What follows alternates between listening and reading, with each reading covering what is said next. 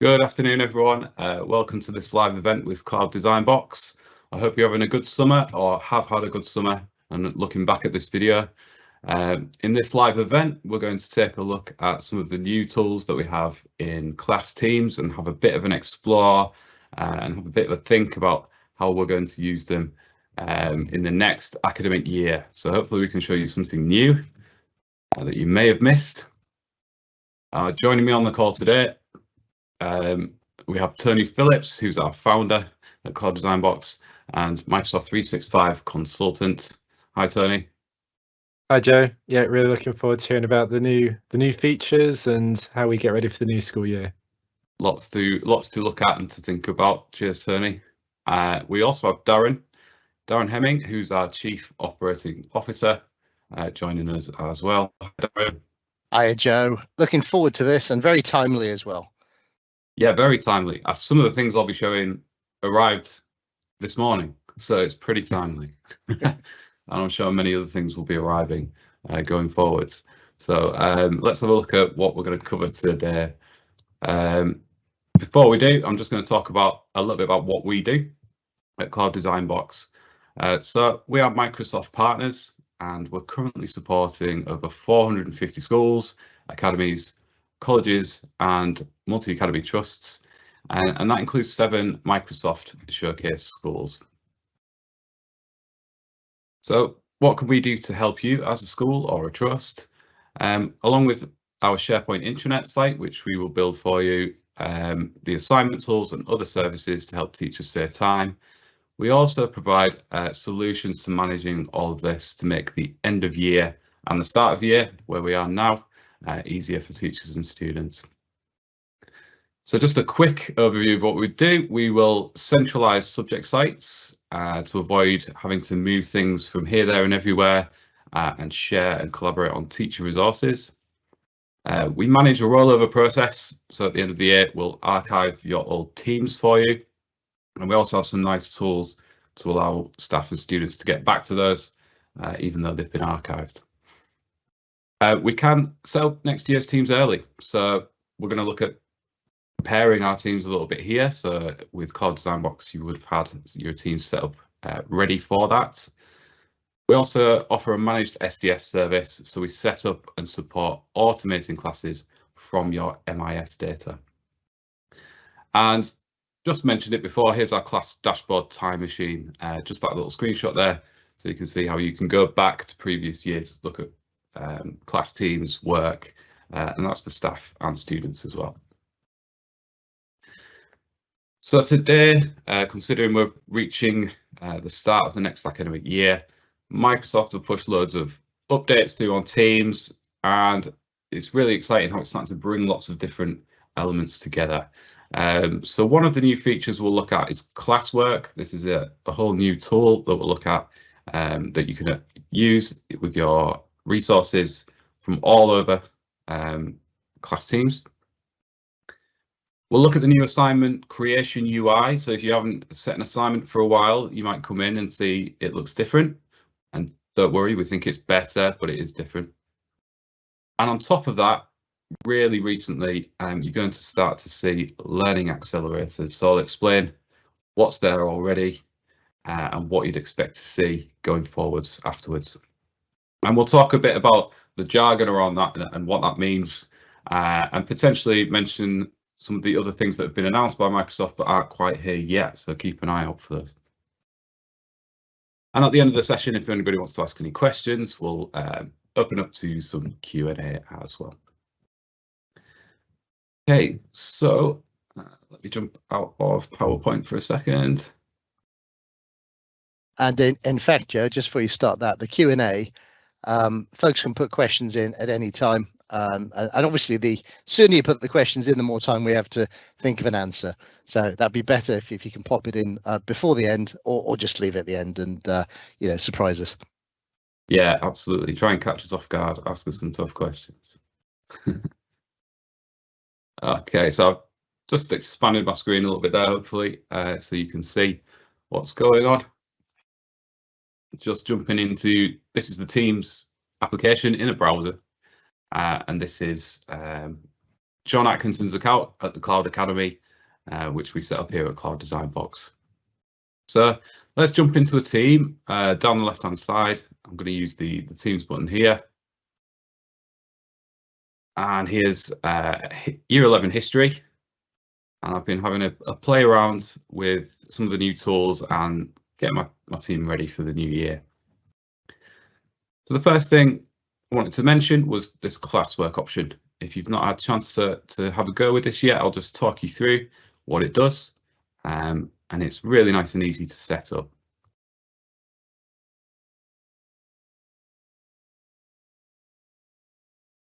So Classwork may not be for everyone. We really feel that it's going to be useful for sort of higher level courses, especially where students have a lot of self-directed learning. And you have a really set course structure that contains certain things that need to be completed. This can really help your students navigate all of that and organize it, and it brings together lots of different resources. So those Key Stage 4, Key Stage 5 courses, Joe, A levels, BTECs, and of course college courses as well if you're in FE. Yeah, T levels as well, the new T levels. Yeah, those kind of things. Yeah, because it really does. Well, let's have a look. It's really nice and simple, and it looks great for your students. If we drop down this top one, here's one I prepared earlier. So we'll drop down this top module. It allows you to add a title in and a description, so the students know a little bit about the topic that you're going to cover. And then you can link all sorts of resources in here. So just to show you a range of things, at the top, I've attached a channel. So if there's any questions appear on this topic, they can go to a dedicated channel and post things and share ideas with one another. We've attached a page from our class notebook. So rather than the students having to go and find their way around that and find the correct page, they can use Classwork to get there. You can add assignments as well. So students will see the resources they need and then the assignment and due date all in this one view. And if they click here, they can go and complete that. Some of the assignments I've put in, I haven't yet set. They're actually scheduled. Students don't see them. Double check this until the assignment actually rolled out. So you can attach those in there ready, and they'll just pop up in Classwork as they get set automatically by Teams as well. We've also put some resources in from those centralized sites we talked about that we set up at Cloud Design Box, so things like PowerPoints, PDFs, and any other document. And you can add things like links in. And you can add these all at once as you go along. You might come across a great resource and decide you want to add that into this module. So I filled this one quite full. This is a good test to show you all the range of things. You can see below I have two that are currently in draft. You don't have to have them live yet. You can sort of work on them in the background, and when you hit that topic, you can edit it and you can publish it as well. There it is, so, publish. Joe, I'm trying to get my head around kind of what this is, what it's for, and the way I'm looking at it is it's just a way of grouping these resources and these activities by module, by unit, by topic, whatever you want to call it, by course. Because each of these things you could do individually. Like you can set an assignment, and an assignment has a start date and an end date, but that kind of stands alone, and you almost kind of organize it just based on time, just based on the dates. Similar thing with Class Notebook. We've seen some really good examples of Class Notebooks that have been set up with different sections and different pages, almost with different sections for each term and different pages for each day. I've seen pages named after the particular dates, 12th of June or whatever. Nothing wrong with that, but this seems to be another way of conceptualizing that. Instead of having that, you can just put your resources inside that Class Notebook, put your text in there and the links and everything that you've got, but kind of pull it together in here, so you're almost getting a different view, a more kind of joined up topic focused view of those same resources. Yeah, exactly. I mean, when you were explaining that there, that's a lot of work. Creating links sometimes to send people here, there, and everywhere. Posting in channels, and it can be difficult to keep track of yourself. But the beauty of something like this is once we put something in, we can drag and drop and reorder things nice and easily if we go into to edit these. So it's all just really nice and simple, and nice clear icons, and you can retitle everything. It's varied as well, because I can tell you that, you know, as a teacher, when you're a newly formed teacher, you kind of find something that works. You think that activity didn't go too badly, so you just do that every day then.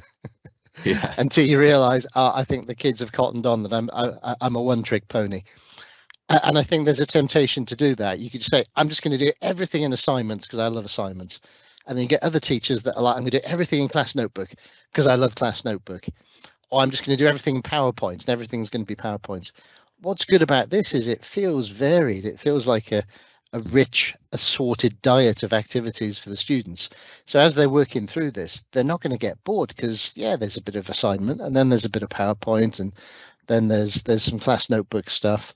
It feels consistent for the students because they understand how each of these things work, but it also feels not boring because you're keeping it mixed up.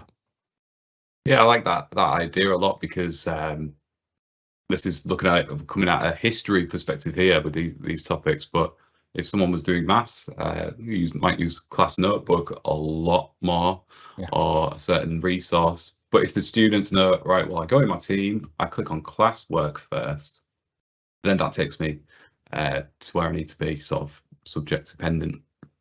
So everyone's modules are going to look different, from teacher to teacher as well. I'll show you quickly. So they're going to look different, but still the same high quality resources, because you've got those main resources where these come from. You know, the well of high quality resources that's still managed by the senior leaders in the subject areas that we create. So you've got high quality PowerPoints, high quality Word documents, high quality videos, whatever it might be. But the different teachers can stitch things together slightly differently based on their own preferences and also the needs of that particular class. You can differentiate based on which students are in that class, how much work you expect them to get through in a particular topic. So it's kind of differentiation by outcome and by planning. I even found putting this together that I just quite liked the organisation personally, and you might not even publish it. You might just leave it as a draft for your own benefit, because you can just keep everything on one page. And you know where you're at. You don't have to publish these for students. That's interesting. So just you as the teacher, it's like this is my this is my workbook. This is my folder, and I've just got all my stuff in a folder, and it's nice and organised. I just found it satisfying. I was setting up assignments, scheduling these, putting them all together. Okay, I can see the whole term or the year there. That's quite nice.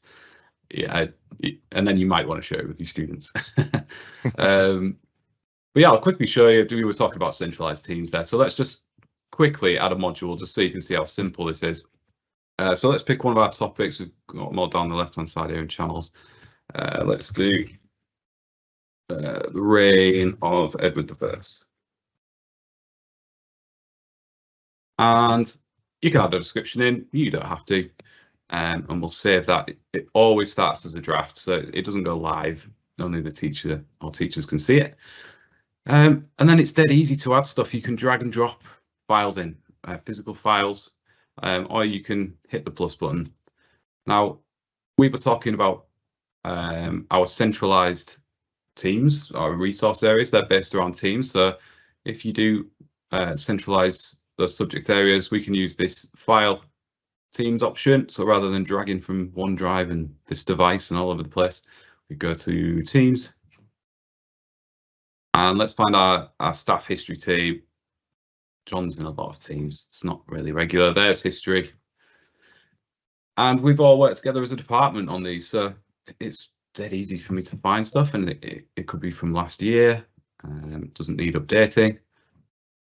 We're nice and organized in SharePoint, so as Edward, this is done by weeks, very organized, and maybe this is PowerPoint from lesson 1, so I could have the worksheet as well. So on this occasion, Joe, this comes from because this school has our product. They've got the centralized subject teams. They're pre-created. The correct teachers for each subject are automatically added to those teams, and the students also have access to the resources. But if you didn't have our product yet, then I guess you could just put these resources in another class team that you own and pick them up from there. Of course, what you can't do, because different teachers teach different classes, it means you can't really share between teachers in that way. But of course, if you've got our centralized resources, then you can share between teachers. That's the whole point, because sharing is caring. Yeah, absolutely. I was thinking about this morning. Would you really want to share the Classworks? I was having a big think about it, because everyone's might be really different. But yeah, if you've got that central you've bank, customized it. So the central bank comes from a centralized, high quality controlled place. The heads of departments there are responsible for making sure they're all high quality resources. But once you've got that bank, you can then take resources from there and build them into your own Classwork modules. So you're still getting the customization and the differentiation for each of those classes. Yeah, it's really personal. Once you've added stuff in here as well, just drag and shuffle around. Let's have a look at a notebook. So that's dead easy as well. This connects to the class notebook for the class. So if you set that up in advance, which we have, I mean, you can create a new page from scratch if you want, but we can go to existing. And this is just going to dig into our notebook here, and then you can see there's loads of topics we can grab. So wrong topic. This is more Elizabethan, but let's grab one. Francis Drake. And we could attach that in as well as a resource, and that link will just take the student straight to it. And assignments, this is the best bit really. I really like how this works. You can start a new one, new quiz, new assignment, or you can add from the class. That we've got an assignment set up, Edward the First quiz, and we can put that on as well. So it's just dead quick, and we can then reorder this. Maybe we want them to have a go at the quiz first and then do the lesson. So kind of two ways of doing the assignment thing. Then you can either kind of be super organized and say, I'm actually going to create all the assignments separately. I'm going to get all that done in one bit, create the assignments, due dates, all that kind of stuff. And then just kind of load them into this. Or you can be making your course and you can choose to make a new assignment as you go, as you're passing through that process of creating it. Neither of those is more correct than the other. It just depends what you want to do as an individual. If it were me, because I'm a big planner, I would sit down with a big piece of paper or something, and I would plan out all the assignments that I want to have included for that particular topic or that term, and then I would load them into these modules. Maybe the other reason I do it that way is even within this class, you might have differentiated groups of students. You might have gifted students. You might have students that need more support. They're going to do different work, but you can actually create modules for those different groups of students.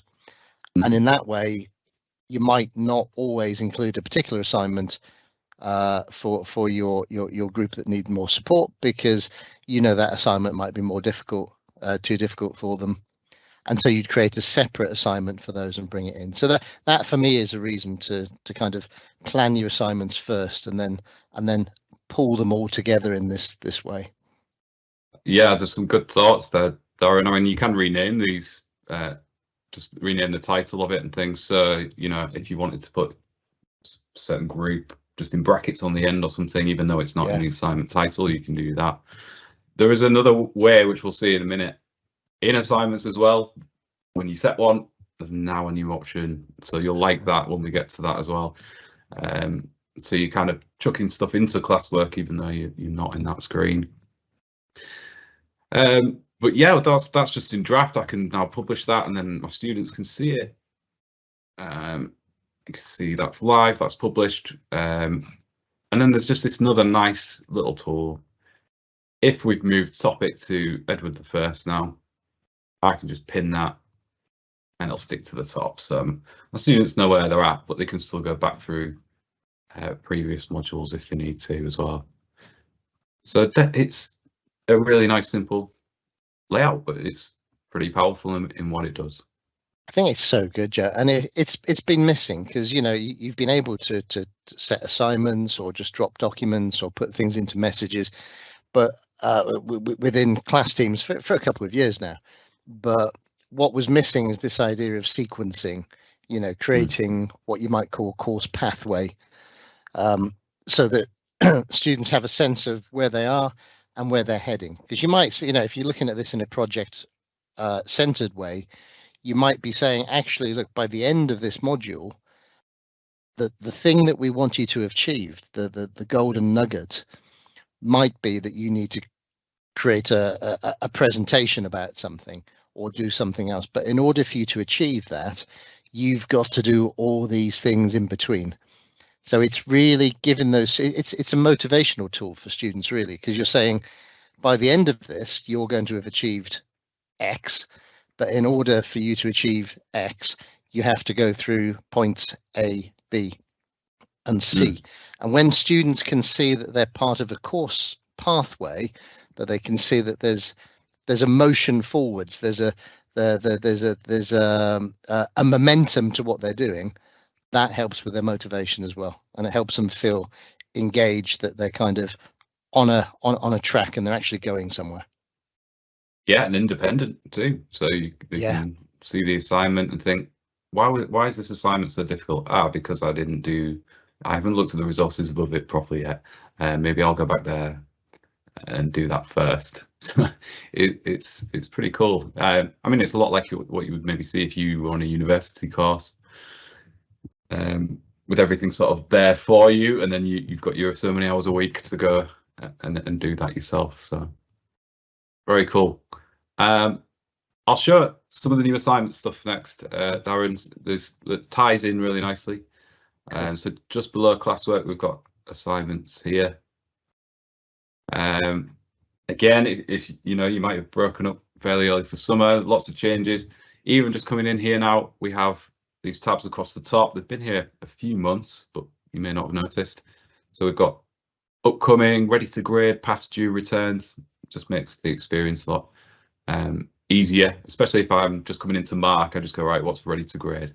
Okay, I'm clear. I'll go and do something else. There's really great tabs on there.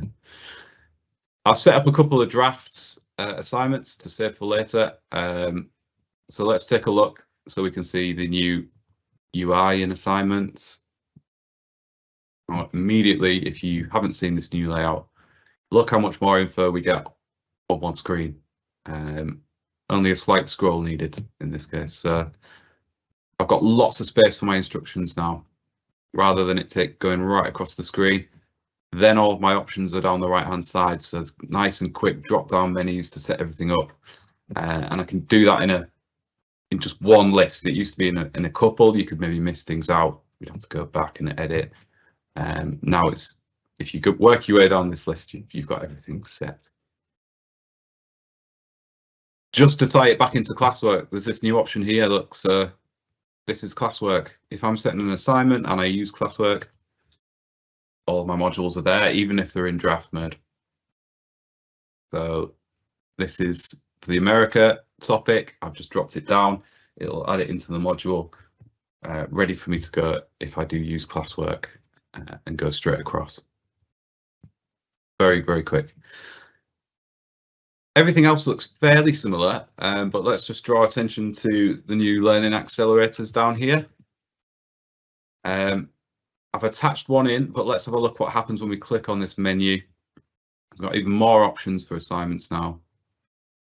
Reading progress has moved to here. You might be familiar with that.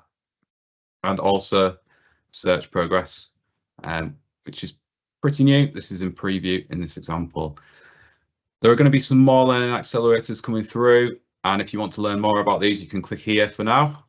It'll just bring some explanation up, and you can learn about what else is coming. So there's going to be a maths progress tool, and there's going to be speaker progress, which is to test students' presentation skills through PowerPoint as well.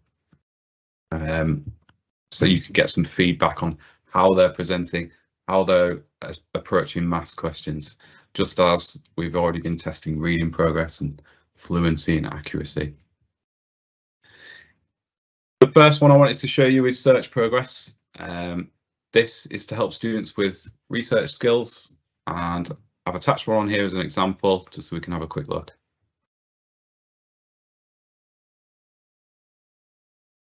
So in my instructions, I asked my students to find some resources on some set topics that I've bullet pointed, and here in search progress, they'll be able to use a search engine powered by Microsoft. But look how nice and clean it is. We don't have distractions. We don't have to leave Teams. We don't get lost in adverts and all the things that search engines bring up for us. It's really nice and clear. So when you set this, you can say how many sources you'd like students to gather. Then I'd like them to add an explanation below each one. Why did you save this resource? Why do you think it's useful? And you can also add a reflection question in as well. So students are thinking about how they're researching rather than just trying to find content, copy and paste and forget about it. They're actually engaging with research again. This search engine has these controls on it, so we can narrow down by domains. So we can say which part of the world we want to search, what kind of sites, .com, .org. We can set date ranges, great if you're looking for contemporary things. So you're looking for some news within the past month, you can set that up as a filter on your search. You can add and learn about operators. So using quotes to get exact strings of words, using the word or in capitals or not and how does that affect your search? And even on top of that, the teacher can set their own sites. So I've picked a few sites here that I think are very useful for this topic. The students struggling, they could narrow down the search just to these. Tick off these. This one here, sorry, whoops. Anytime. And now anything I search in here will just search those sites. So it's added the operators in for me. I can't remember what the question was about now. And then hit search, and now it's only going to bring me results from those sites. So it's research on Rails. Teacher gets to see everything. Student gathers these and can add them into their assignment and explain why they grab them and why they think they're useful. So great tool. Cool. Research on Rails, Joe. We need that put in a t-shirt. That's lovely. Yeah. I'm going to say that a lot. It's great because, and don't forget, this is all happening inside an assignment, which is all happening inside a course that you've created. So yeah, you really get the sense of how, there can be some really good planning involved in putting this together. So you set an assignment. The aim of the assignment is for somebody to learn about American Indians. And in order to do that, you have different kinds of activities. Some are going to be quite focused. There might be, here's some content I've already made as the teacher, read this, super focused. Some of it might be go out and find some more information from the internet, but as you say, it's research on Rails. So they're not going to come a cropper. They're not going to find themselves looking at something that's inappropriate or just irrelevant or incorrect, because you can narrow that search result down. And of course, at the end of all that, you can still get the students to then actually do something productive. So after all that research, the end result might be they create a PowerPoint presentation about it, or they just write some text and put that back in, or take some notes in their class notebook page maybe. And you can put all these things together within an assignment, which is already amazing. But then you think that assignment can fit inside a module of Classwork. That's even more amazing. This also feeds into insights. So if a student didn't do so well on my research topic, I can go into insights in Teams and look at some of the behavior in this app. So did they always click on the top site? It will report that to me. So that they're simply not looking deep enough, or they're not putting very long search terms in, or using operators and things like that. So I'm going to be able to then approach that student and say, look, let's try researching in a slightly different way. And it's not really the student's fault, they just didn't know they could do these things. And then the next research assignment, they're on another level, which you would totally miss without that. So it's really powerful. Yeah. What's the difference between a student that does really well in this sort of thing and doesn't do really well? You know, we're starting to understand what the reasons might be that maybe a student could be better at reading than another student. We're starting to understand why that's the case for maths as well. But search is a new thing, and we don't intuitively know this as teachers.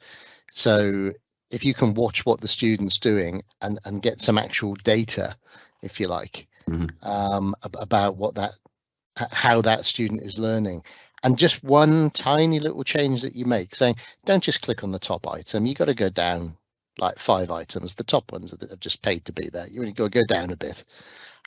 Those students might then find better ways to interpret what's out there on the internet and understand it and use it better. Yeah, which is also useful outside the classroom. We do everything on the internet now, don't we? So a lot of this is coming out of, you know, fake news and unreliable data. We can see we've got reliability here and where it came from and what location. So it starts to make you think about that rather than just taking whatever's on the site at face value. So, absolutely. And you could do a lesson on it. Now that you might say, oh, that's something for an IT lesson, isn't it? Well, maybe, but maybe it's also something for an English lesson. Maybe it's something for a history lesson, because if you're looking at kind of reliability of evidence and primary and secondary evidence in history, actually understanding that the resources that you choose to get your information from make a difference to the picture you see. That's obviously a very history focused thing. So I think if you can do this across the curriculum, every single subject probably has some opportunity to use search in a meaningful way, where the students will end up learning how to use search better in a cross-curricular way. Yes. So from what you were saying, I was just thinking science as well. Yeah, absolutely. Reliable data. Finding that's if they're going to become scientists, they want to know how to use a search engine because they're going to be looking for articles when they get to university. So really like this tool. This is formalizing it as an assignment, so you kind of keeping track and getting something from your students. But if we close that, you can also just add this in. So that's search progress, and this is the kind of subtle difference. Progress, I'm sort of measuring the progress as an assignment. Let's go to this channel here. In here, I've added search coach, which is a little bit different. Now this just is an open tab I've put in this channel. Same thing, but this is not an assignment. This is just a place my students can come and search for information within Teams. So a coach is more about the student just doing it off their own back, doing it in their own time.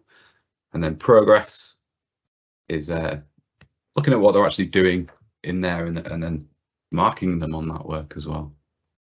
I had a chat with Jonathan Bishop from Cornerstone Academy Trust a couple of weeks ago. We talked about these kind of things, and we talked about coaching and progress.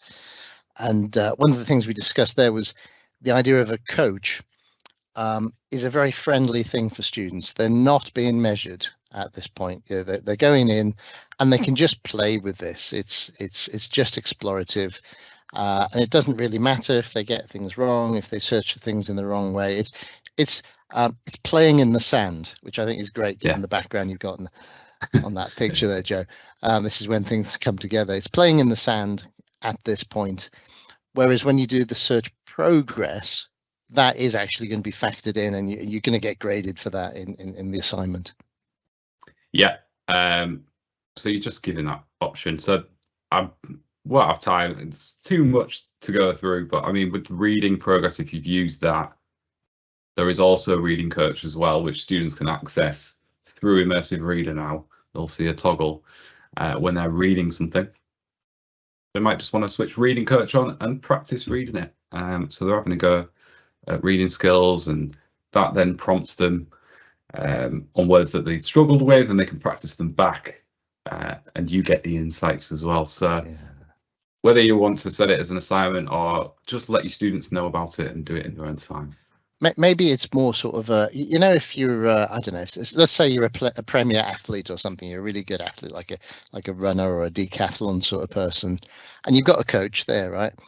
And your coach gets you to practice every day or regularly, so that over time you get faster at running, or you get better at jumping over the hurdles, or playing tennis, or whatever it is. It's something you can come in and do quite often to keep yourself topped up, to keep yourself fit in this case in terms of searching.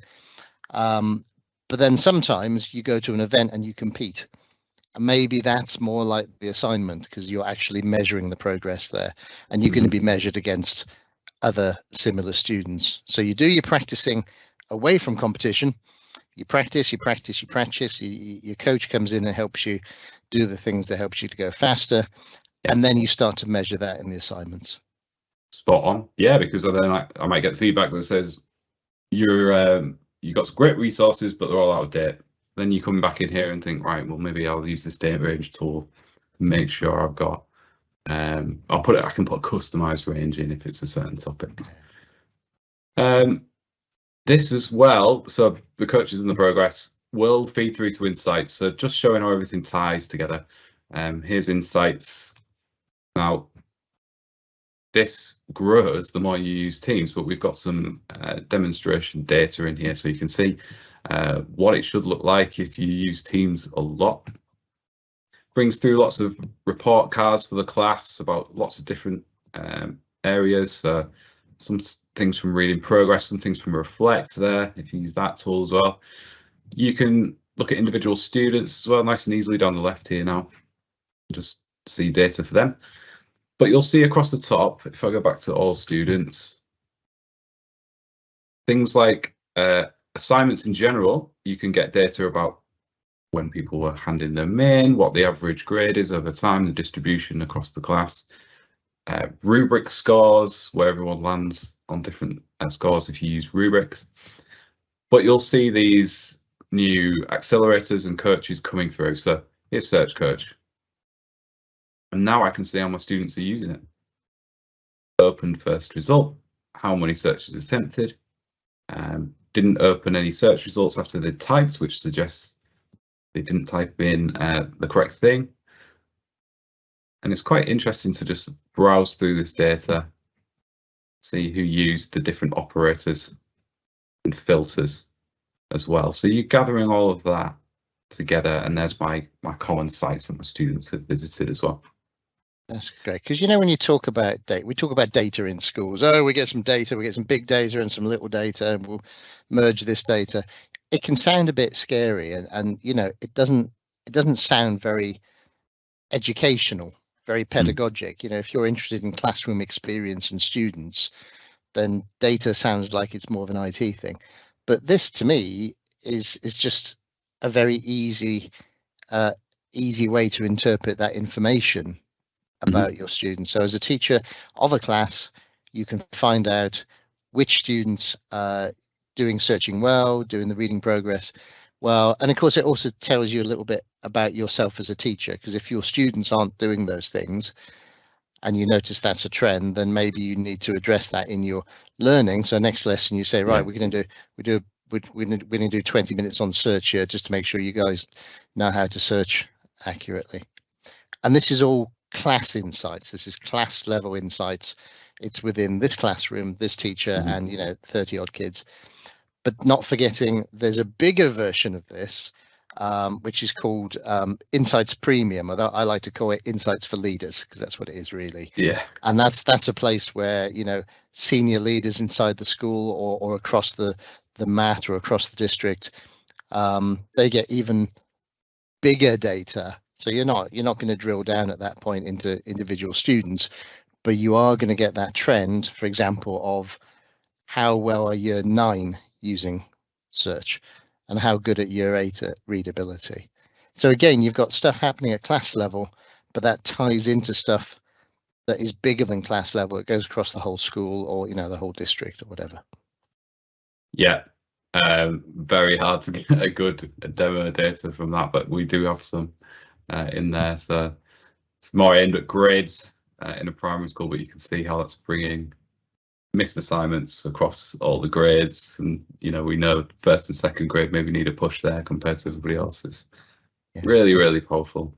And we can see the reading progress is over on the right hand side, because that's new, and the other stuff's going to come in there as well. You have to scroll across in the end to get to all those different columns, because there'll be reading and maths and search and speaker and all the rest of it. You'll get those big data figures.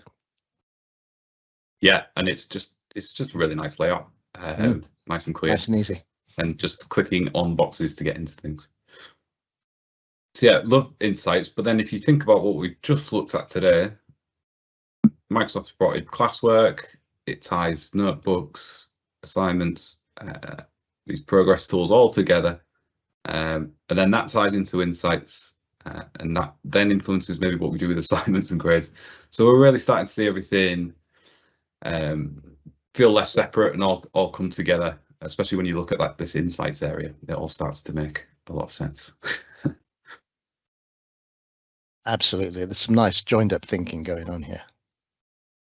So that, we could go on, because there's a lot more. There's going to be a lot more enhancements to this.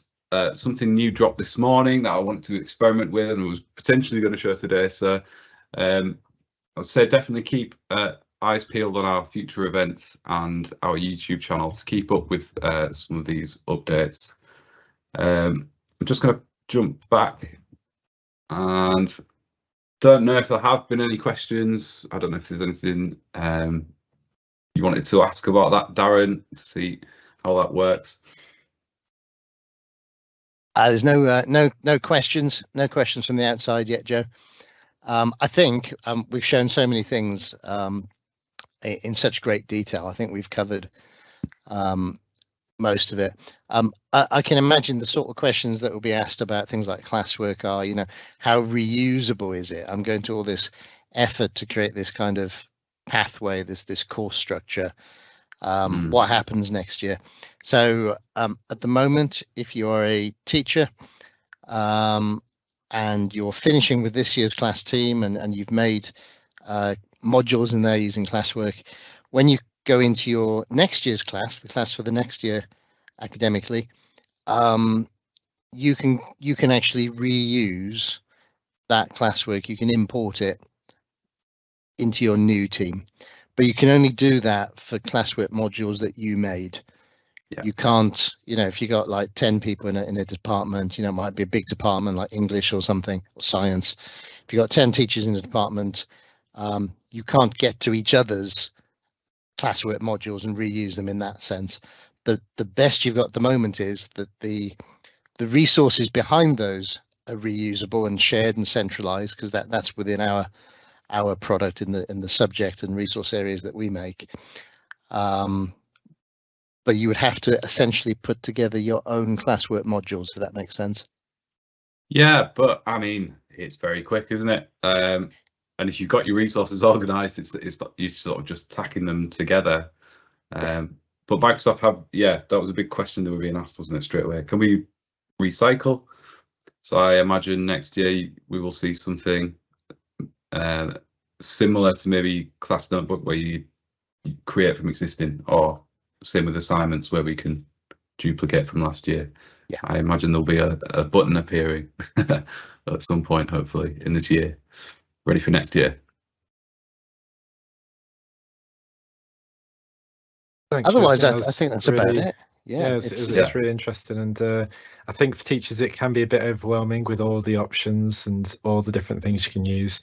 But I guess you just pick the stuff that is relevant for you and your subjects and the way that you want to teach those students. Yeah, and you don't have to use everything. So, for example, if at the moment you're that teacher that just uses Class Notebook, then you can keep using Class Notebook. And if you want to introduce Classwork, then all you do is you create a module and you pick some pages out of your Class Notebook that you've got, and you say, here's a sequence of things I want to do, but it all happens to be in the Class Notebook. And then ideally you'd think, do you know what, everything's all happening in Class Notebook, it's all a bit purple. Can we, I'm going to bring the odd PowerPoint presentation in from a centralized area, and now you've just made that a little bit more interesting for the students. You've created some texture, some differing textures, and then maybe you think, I've never done this assignments thing, I'll give that a go. You might start off just doing a standalone assignment, create it, set it for some students, mark it, get comfortable with that, and then when you're happy with that, then maybe you start to stitch that together into Classwork as well.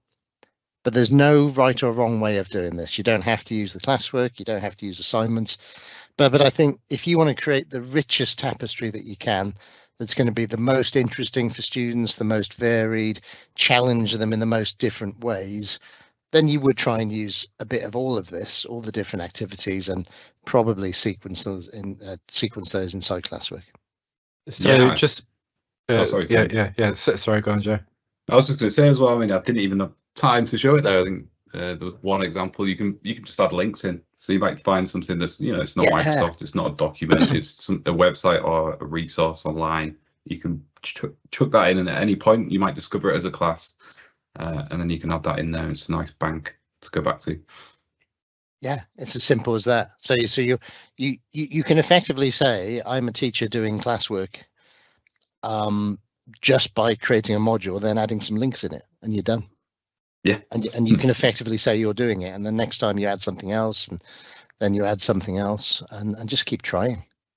Yes. So just to tie up, obviously, if you do have any questions, even if you're watching the recording, you can get in contact with us on our website via email, info@clouddesignbox.co.uk. But you can just give us a call as well if you want to chat to us. We're available.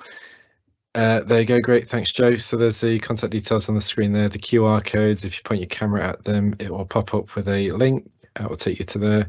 So the newsletter is a great source. We send out a monthly email update with all the latest tips, guides, and information, what's changing in the world of Microsoft. Twitter's or X, shall I say, is a great feed of information that we push out on a regular basis. On YouTube, we try and get regular videos out there. Joe does regular videos on there, Keith and myself as well. So again, please subscribe to the YouTube channel. Lots of great resources. There's a few events coming up that will be in person. So we've got the Northern Education Show in Bolton. Joanna and Francesca will be there, so if you are attending that, please feel free to pop by and say hello to them. Myself, Darren, and Joanna at the Matt Growth Conference in London in October. That's a great community, free community where Matt leaders can get together and discuss their problems and prepare to grow their Matt. So we'll be there sponsoring that, and we're available to have a chat. And later in the year, in November, we'll be at the A&ME Northwest meeting. I think we've got one of our engineers and Joanne at that meeting in Preston. So yeah, feel free to come say hi if you're attending any of those. We'll also be at the Schools Academy show in Birmingham, and obviously Bet back in I think it's January next year. So if you don't get a chance to see us at those events, and go to the event page on our website and sign up to any other free guides and training sessions we try and put on one a term if we can, or every half term. So yeah, keep an eye on those for any future events. And yeah, thanks for a great session, Joe. Really interesting. And I hope everyone's got a bit more information now on how to get ready for the new school year. And yeah, thanks, Joe and Darren. Cheers, Tony. Cheers, Tony.